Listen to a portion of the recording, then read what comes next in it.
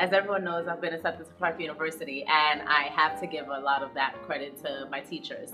Basically, I met with Clark, and they loved me, I loved them, but with just my numbers, that wasn't enough, and they needed more information. So they contacted Ms. Lorenza, and she sent that email to all my teachers, and they all basically wrote me a recommendation.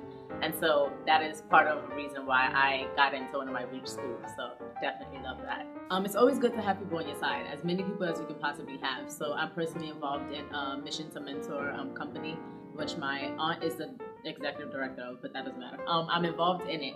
And so she's obviously willing to write me a recommendation. I'm working with Mr. Coburn and his students at Uncommon Collegiate, so he's willing to write me a recommendation. So just having as many people on your side as you possibly can just lets colleges know that you have so many people that can boost you up as for reasons that you can go there. So it just looks really good. It's never bad to have too many people on your side. So colleges really want a well-rounded student, and if you're the type of student that's well-rounded, like they would really appreciate that about you. And the way, like last year I did Common Ground and Black Student Union, and colleges really look for students who can show leadership and who are out there. And yeah, and it also shows that, you know, you're very aware of like that are going around in your community as well.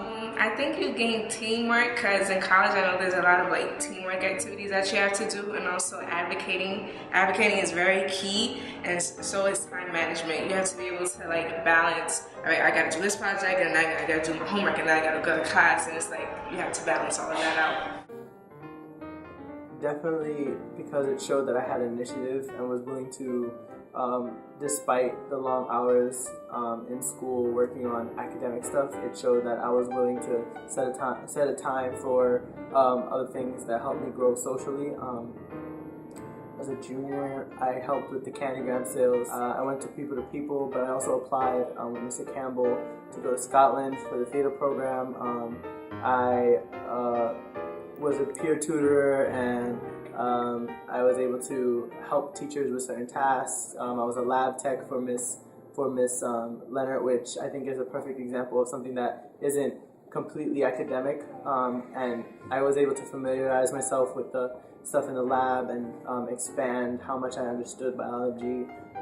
Just a bunch of things that I feel like made me somebody who was willing to go that extra yard to make sure that I wasn't just smart, but I was, you know, smart socially. That's the year where you can really shine, because senior year it's too late. Like the first half of your senior year, you're not doing anything but college apps and scholarships, and there's not really time for you to actually want to get that extra social life in school. Well, my experience getting college letters of recommendation, it was a struggle, because of the simple fact that I never, just because I wasn't the best student I could be, like starting from 9th grade, going all throughout high school, every class is an impression you leave on the teacher, and just by the way you behave in the class, your work ethic in the class, and that builds up your reputation. So by the time it's 12th grade and you're like, I need a letter of recommendation, which teacher should I ask?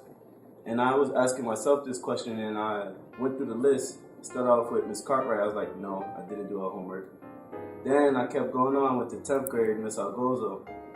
No, chemistry was a struggle. Then 11th grade, I was looking around at my teachers. I thought, should I ask Miss Leonard? Then I was like, no, didn't do her homework. And the trend was the same from Miss Goda to Miss Leon. And luckily, I was able to get a letter of recommendation from Mr. Campbell. But it was a struggle because of the fact that I didn't do what I had to do in high school. And like, although your teacher, they can't lie for you. So if you don't put forth a good foot, they can't say that he's a brilliant student who has great work ethic and he's not lazy. If you're lazy in his class, they're gonna be straight up and write in your letter of recommendation that he's not the best student. He could tend to get lazy sometimes. And that's why you just think about the future now. So like while you in class, like every time you like, should I do this homework? Oh, I'm not gonna do it because the grade is not important. You may say that to yourself, but you should do it because the letter of recommendation is important, because that letter could be the deciding factor if a college accepts you or rejects you. I will also do my homework, yeah.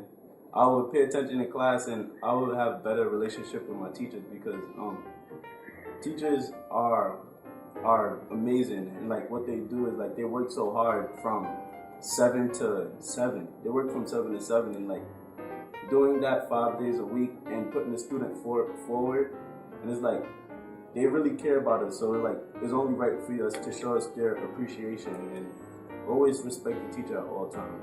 Well, I think for me the biggest change was I felt like in 11th grade coming in here, taking AP classes and getting to meet all the teachers. I felt like it was just a little bit of a hard transition. I felt like the work just got more vigorous.